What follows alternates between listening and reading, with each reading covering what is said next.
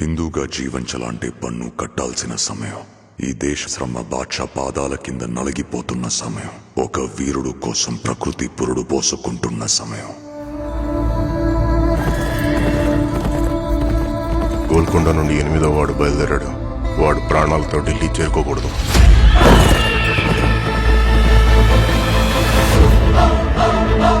ఇది నేను రాసే చరిత్ర. సింహాసనమా, మరణ శాసనమా?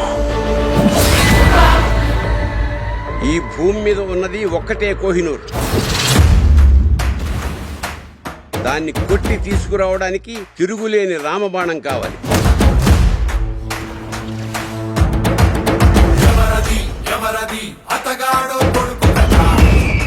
ఇప్పటిదాకా మేకల్ని తినే పులిని చూస్తుంటారు.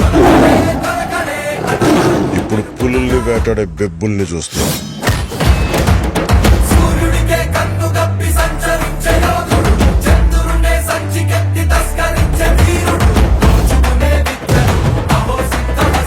సర్దుకోలేకపోతున్నాను, సాయం చేస్తావా?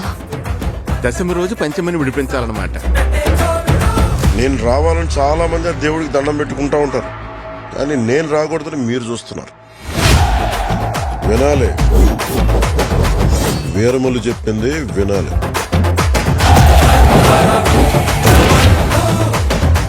నువ్వు మా వెర్రివిస్తున్న మావయ్యవు కదూ.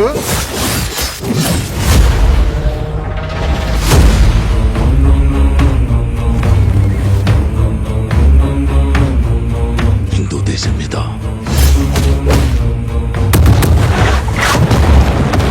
పవిత్రమైన మన జెండా గర్వంగా ఎగరాలి. ప్రకృతికి ఇంకో ధర్మం ఉంది ఔరంగజేబ్.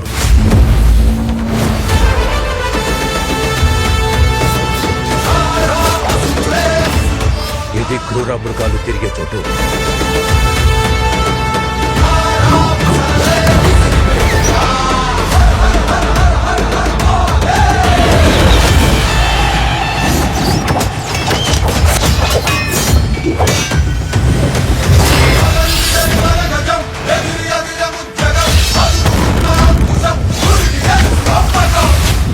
ఆంది వచ్చేసింది.